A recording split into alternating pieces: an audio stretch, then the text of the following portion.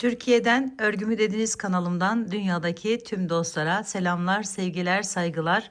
Örgümü Dediniz kanalıma hepiniz hoş geldiniz. Bu videomda sizlere tığ işi olarak yapmış olduğum ve küçük motiflerden oluşan bu güzel bebek hırkasının nasıl yapıldığını anlatmak ve paylaşmak istiyorum. Umarım sever ve beğenirsiniz arkadaşlarım. Beğeni ve yorumlarınızı videomun alt kısmında yapabilir. Ayrıca paylaşımda bulunarak daha çok kişilere ulaşımını sağlayabilirsiniz. Evet arkadaşlarım, bebek dedim ama bunu kendinize de yani büyüklere de yapabilirsiniz. Motif sayılarını arttırarak böyle bir güzel bir çalışma yapabilirsiniz arkadaşlarım. Evet, şimdi gelin hep birlikte bu güzelliği nasıl yaptığımıza geçelim arkadaşlar. Hırkamı yaparken kullanmış olduğum ipim Alize Cotton Gold'un, şu numarasını da söyleyeyim, belki aynısını yapmak isteyen arkadaşlarım olur. 45-30 arkadaşlarım, batik bir ip gördüğünüz gibi. Diğeri ise şöyle bir ip, 62 numara bunun numarası da. Tığım ise 3,25 milim oldu arkadaşlar. Şimdi öncelikle batik ipimizle başlıyoruz. Motifimiz de bu arkadaşlar.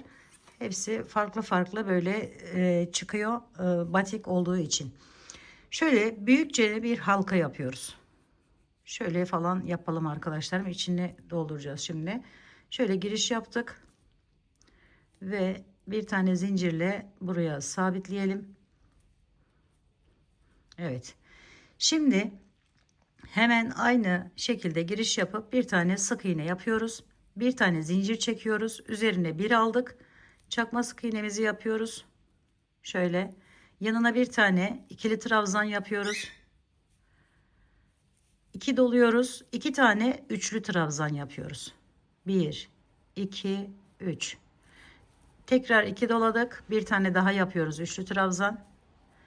Sonra 1 2 3 doluyoruz. Dörtlü trabzan yapıyoruz. 2 tane yine. 3 4 1 2 3 doladık. Bir tane daha dörtlü trabzan yapıyoruz. Sonra 2 doluyoruz. 2 tane üçlü trabzan. 1 2 doladık, bir tane daha, yani ikinciyi yaptık.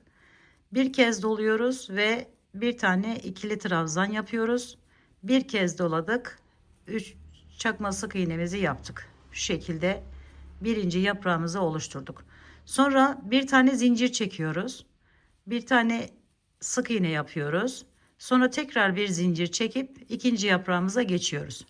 Önce çakma sık iğne, sonra ikili trabzan, sonra 2 tane üçlü trabzan, 1 2 3, sonra 2 tane dörtlü trabzan, 3 doluyoruz tabi, 2 3 4, 1 2 3 doladık, ikinciyi yapıyoruz. Sonra 2 doladık, 2 tane üçlü trabzanımızı yapıyoruz. Sonra bir tane ikili trabzan, bir tane çakma sık iğnemizi yaptık. Bir zincir çekiyoruz. Diğer yaprağımıza geçeceğiz. Bir tane sık iğnemizi yaptık. Tekrar bir zincir çektik ve üzerine bir aldık. Tekrar aynı şekilde devam ediyoruz. İkili trabzanımızı yaptık. Bir tane. Şimdi 2 tane üçlü trabzanımızı yapıyoruz. 1 2 3 doladık. 2 tane dörtlü trabzanımızı yapıyoruz.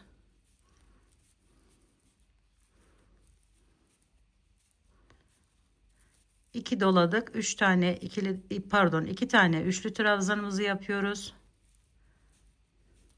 Bir tane ikili trabzan, bir tane çakma sık iğnemizi yaptık. Bir zincir çektik. Sık iğnemizi yaptık. Bir zincir çektik. Şöyle biraz sıkılaştıralım. Üzerine aldım ve diğer yaprağıma geçiyorum. Bir tane çakma sık iğne, bir tane ikili trabzan, 1 2 doladım. 2 tane üçlü trabzan, 1 2 3 doladım. 2 tane dörtlü trabzan,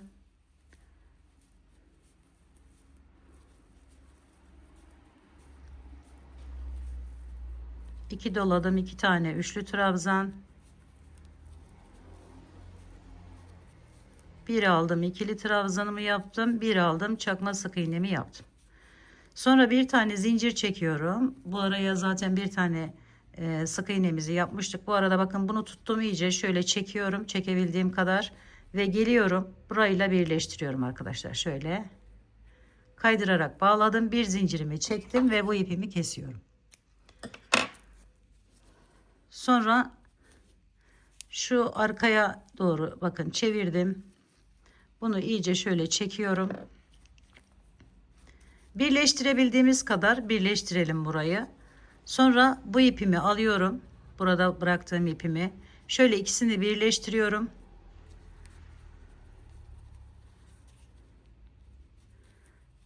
Bir tane daha düğüm atalım. Evet, yapraklarımızı bu şekilde tamamladık. Şimdi arkaya dönelim. Bu fazla ipimizi şöyle bir miktar arkadan yürütelim. Önce bunları yapın arkadaşlarım. Bu küçük hani çiçeğimizi yapın. Daha sonra etrafını çevirin. Ben o şekilde yaptım. Kaç tane yapacaksak, kime yapacaksak şöyle. Evet. Çiçeğimizi bu şekilde oluşturduk. Şimdi kenarına geçelim. Şöyle bakın. Şu üst tepe noktasından giriş yapıyorum. İkisinden birlikte aldım. Şu şekilde. Sonra bu ipimi alıyorum. Şöyle bir tane zincirle sabitliyorum.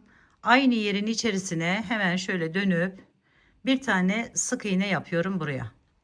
Sonra 3 tane zincir çekiyorum. Bu ipimi de götürüyorum ki sonra çıkmasın arkadaşlarım. Şöyle bakın, onu da gizlemiş olduk. Üzerine bir aldım. 3 tane zincir çektikten sonra şöyle bakın. Bu yuvanın içerisine giriş yapıyorum. Ve çekiyorum şöyle bir miktar. Çok fazla çekmeyin. Şöyle şu şekilde. 1-2 zincir çektim araya. Tekrar aynı yere bir tane daha ikili trabzan yapıyorum. Şu şekilde. Sonra 1-2-3 tane zincir çekiyorum. Geliyorum, bakın tepesinden giriş yapıyorum. Şu dörtlü trabzanlarımızın hemen arasındaki yerden. 1-2-3 tane zincir çektim. Üzerine bir aldım. Yine boşluktan giriş yapıyorum. Ve buraya ikili trabzanımı yaptım. 1-2 zincir çektim araya. Tekrar bir tane daha yapıyorum. Sonra 1-2-3 zincir çektim. Geliyorum, tepesinden giriş yapıyorum. 1-2-3 zincir çektim, aşağıya indim. Bütün bu aralara, yapraklarımızın aralarına bu şekilde ikili trabzanlarımızı yapıyoruz. Arasında 2 zincir çekerek. 1-2-3 zincir. Geldim, hemen bu tepesinden giriş yapıyorum.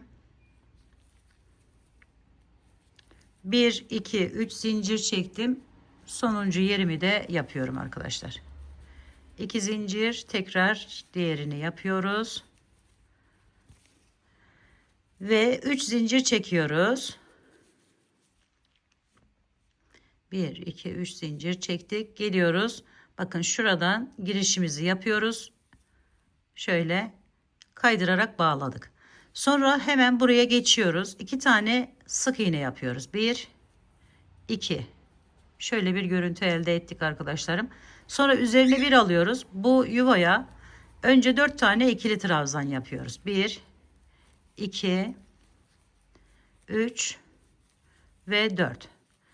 1-2-3 zincir çektik araya. Üzerine bir aldık. Tekrar 4 tane daha bu yuvaya ikili trabzan yapıyoruz. 2, 3,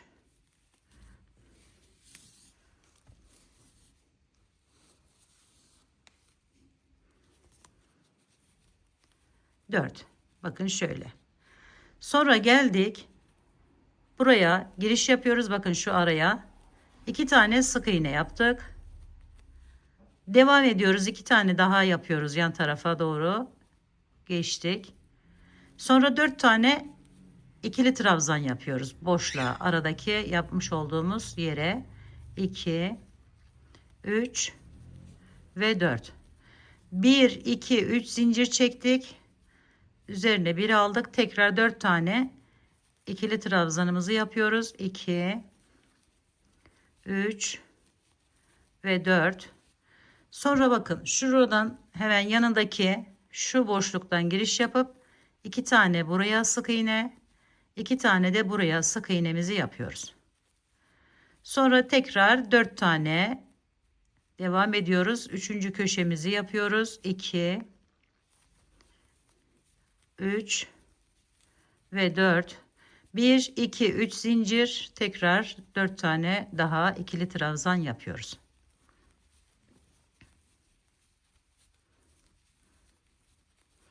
Yana geçtik. Sık iğnelerimizi yapıyoruz. 2 tane.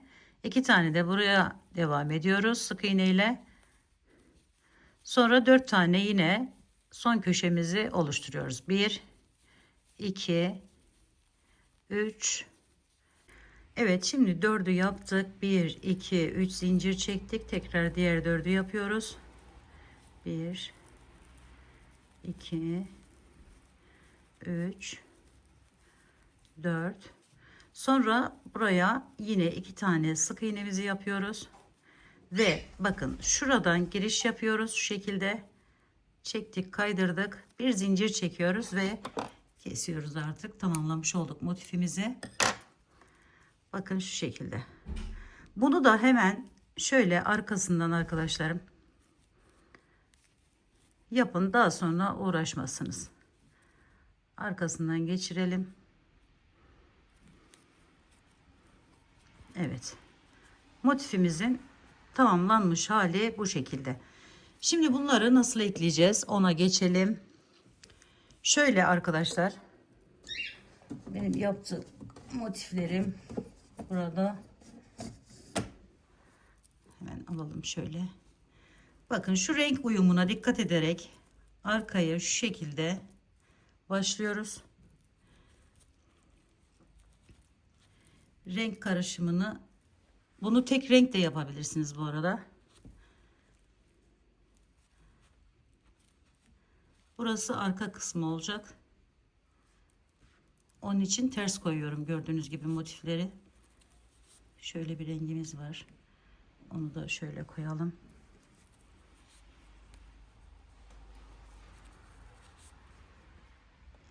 Şimdi 3'e 3 bir şekilde bakın şöyle yerleştirdim önce. Şöyle biraz küçülteyim. Evet, şimdi koluna geçelim. Buraların üstüne şu öndeki motiflerimizi de koyalım. 2 kat şeklinde. Şöyle. Bu ortadaki yerimiz boş kalacak. Daha önce büyüklerde de bu şekilde yapmıştık arkadaşlarım. Kanalımı bilen arkadaşlarım, takip eden arkadaşlarım biliyordur. Şöyle yerleştirdik. Bakın bunu saklamamışım. Hemen şöyle arkadan yürütelim. Evet. Şöyle koyduk. Şimdi ön ve arka kısmını tamamlamış olduk. Bunu katlıyorum. Buraya koyuyorum. Şöyle eklediğimiz zaman o güzel duracaktır. Diğer motiflerimi alıyorum şimdi.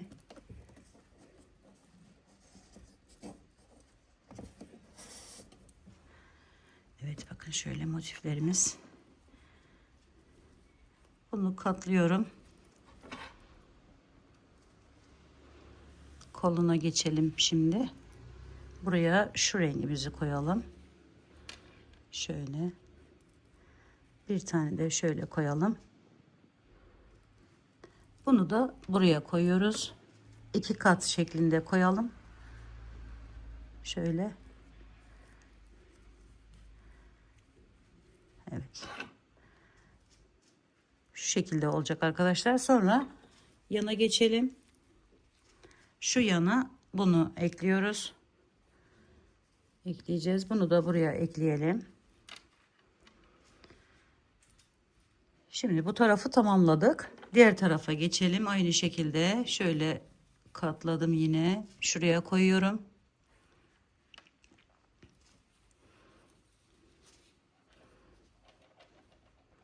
Buralar tek gördüğünüz gibi.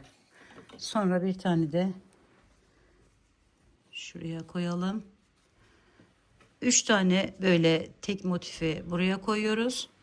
Sonra şöyle yapıp altına 2 tane koyuyoruz. Önlü arkalı olacak şekilde. Bu ikisini de yanlara koyuyoruz.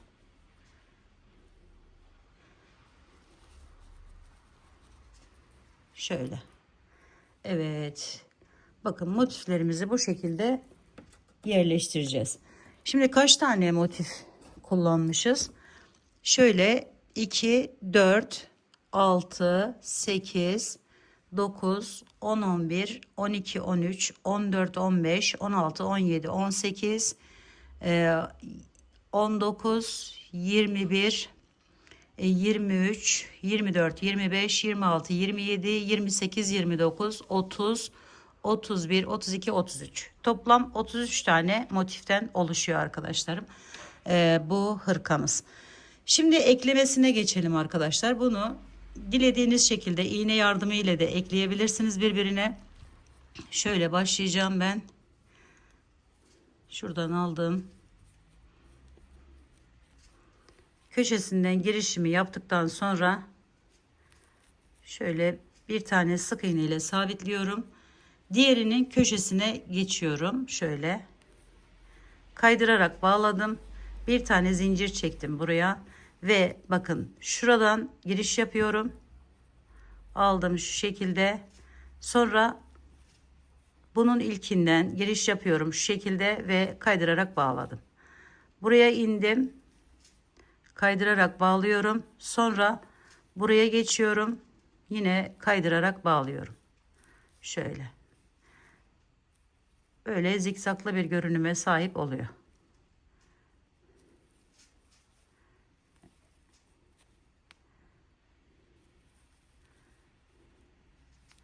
Tabi dilediğiniz şekilde birleştirme yapabilirsiniz. Onu da söyleyeyim. İğne ile de birleştirebilirsiniz.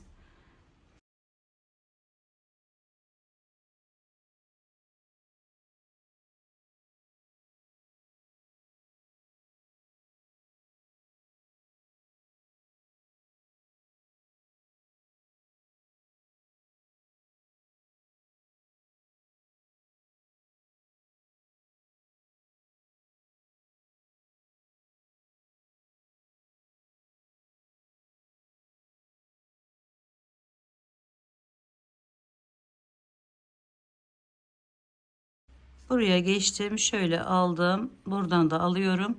Şimdi bu şöyle oldu arkadaşlarım. Şöyle. Buradan isterseniz devam edip hani yukarıya doğru da devam edebilirsiniz. İsterseniz tek tek mesela örneğin şöyle burayı alalım. Yani modelinizin gidiş yönüne doğru yani motiflerinizin ekleme yapabilirsiniz arkadaşlar. Şöyle. Sadece bu şekilde eklenecek.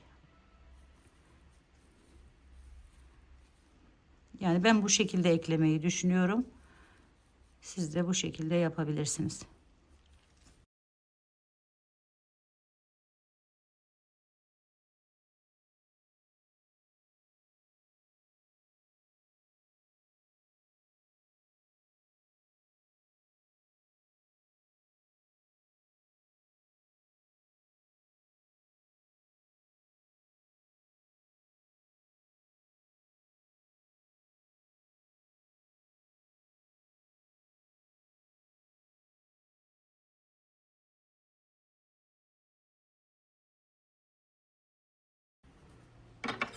Örneğin bu şekilde yaptınız. Kesip devam edebilirsiniz. Bakın şöyle duracak. Şu da yarım olarak şu şekilde duracak. Ya da böyle dikine olarak yapıp sonra enine geçip o şekilde de ekleyebilirsiniz. Ekleme şeklimiz bu şekilde arkadaşlar. Evet, şimdi bunları birbirine ekleyelim ve tamamlayalım. Evet arkadaşlarım, bakın şu kenar kısımlarını ben bu şekilde çevirdim. Şimdi onu size göstereceğim nasıl yaptığımı. Kolunu da şöyle birazcık bakın ördüm. Çok fazla uzatmak istemedim. Çünkü küçük bebek olduğu için arkadaşlar. Şöyle uzaktan göstereyim size. Bakın altıyla birlikte şu yaka kısmından başlayıp şöyle dolanıp geliyoruz arkadaşlar tekrar. Evet, şimdi bunu düğmelerimiz de var burada. Düğme deliği açarken arada şimdi birazdan göstereceğim şekildeki bir zinciri iki zincir şeklinde yapıp böyle bir düğme deliği de açabilirsiniz arkadaşlar. Bakın şöyle.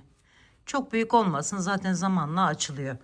Evet, şimdi burayı nasıl yaptığınıza geçelim. Kolunda da fazla böyle büzmek, kesmek istemedim. Böyle normal bir şekilde olsun istedim arkadaşlar. Tabi bunların hepsi sizin tercihinize kalmış. Bir de ne büyüklükte yapacaksanız o büyüklükte de yapabilirsiniz tabii ki. Şimdi şu ipime şöyle tutunduktan sonra hemen buradan girişimi yapıyorum yine. Şu ipimi de aradan götüreyim. Şöyle bir tane sık iğne yaptım. Bir zincir çekiyorum. Bir tane yeri atlıyorum arkadaşlar. Bakın şurayı atlıyorum. Şuradaki hafif böyle darlık buradan kaynaklanıyor. Çünkü buralara yapmadım. Ama önüne, yanına, buralara, yani burayı çevirirken bunu yapın arkadaşlarım. Yani şu aradan girerek alın. Şöyle alın. Şimdi bu kolu diye ben bu şekilde yapmayacağım. Şöyle bir yapmış olalım. Devam edelim. Şimdi bakın bir tanesini atlıyorum. İkincisinden giriş yapıyorum. Bir zincir çektim. Bir atladım. İkincisinden giriş yapıyorum. Bir zincir, bir atlayıp sık iğne yapıyoruz. Şöyle. Bir zincir, bir sık iğne şeklinde çeviriyoruz bütün etrafını. Şimdi dediğim gibi önlerde ve kollarda bu şekilde yere denk geldiğiniz zaman, yani motif birleşimi yerine denk geldiğimiz zaman şuradan yapıyoruz. Bir zincir çekiyoruz, buradan alıyoruz. Ama bu kolumuz birazcık dar olsun istiyorum. Şöyle hafif olmasını istediğim için şimdi bir zincirimi çektim, buradan alıyorum ortadan. Sonra bir zincir çekip tekrar buradan giriş yaparak alıyorum. Böyle dilediğiniz kadar, dilediğiniz sırada çevirebilirsiniz arkadaşlarım bunu. Dilediğiniz kalınlıkta yapabilirsiniz yani. Şöyle bir zincir, bir sık iğne yapıyoruz. Burada bakın, buraya denk geldi. Buraya atlarsam çok arası açık olur. Hemen bunu şuradan alıyorum. Bir zincir çektim, buradan alıyorum. Yani bunu doğal akışına göre devam edebilirsiniz arkadaşlar. Şöyle.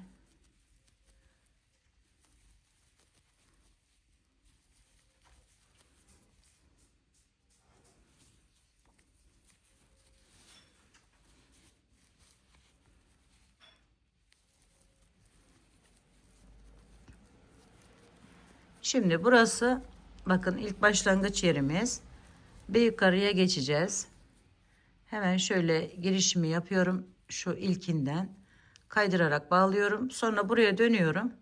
Döndüm bakın. Hemen içerisinden aldım ilmeği ve bir sık iğne yapmış oldum ve devam ediyorum.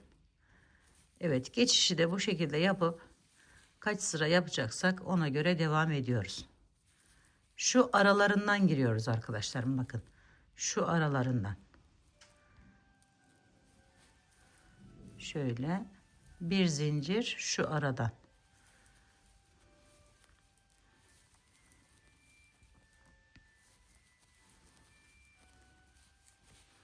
Son dış en son bitirdikten sonra ne kalınlıkta yaptıktan sonra şöyle bakın, bu 1 2 3 4 sıra, 5. sırada şunu yapıyoruz arkadaşlarım. Ters sık iğne dediğimiz şunu kullanıyoruz ve kenarları daha düzgün duruyor. Şöyle bakın. Bir geri gidiyorum ve alıyorum, şu şekilde devam ediyorum. Bunu kol uzunluğunu tamamladıktan sonra en üst sıraya yapıyoruz ki bakın şu kenarları falan şöyle daha düzgün, daha güzel dursun diye. Evet, düğmelerini de diktik ve tamamen kullanıma hazır hale gelmiş oluyor arkadaşlarım bu şekilde yaptığımız zaman.